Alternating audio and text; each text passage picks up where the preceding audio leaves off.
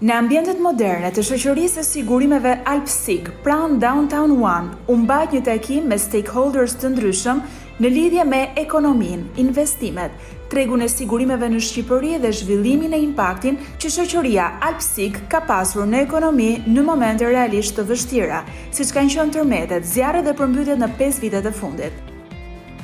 Në këtë takim u sqarua se si shoqëria Alpsig ka shërbyer si një etalon për sa i përket përgjigjes në kohë rekord ndaj dëmeve të mëdha financiare për biznesin dhe pronën, dhe nga ana tjetër se si shoqëria Alpsig ka diversifikuar portofolin e produkteve të sigurimit, duke shtuar gamën e sigurimeve për individët, bizneset, pronën dhe jo vetëm kaq.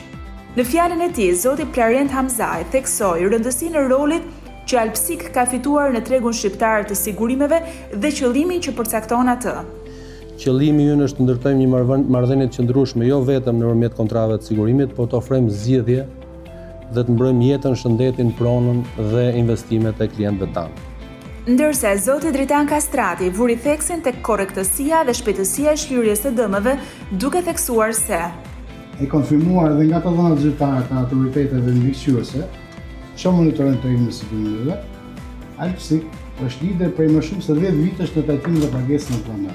Gjithashtu një tregues tjetër i rëndësishëm, Alpsig ka numrin më të ulët të dëmeve pezu në tregin e sigurimeve, me vetëm 4% të totalit. Ju faleminderit.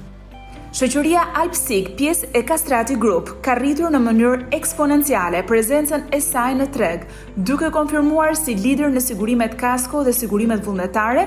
Në këtë mënyrë, shoqëria Alpsig ka fituar besimin e biznesit dhe të pronarëve për të siguruar çdo aset të mundshëm në një levë të rëndësishme në stabilitetin ekonomik të vendit.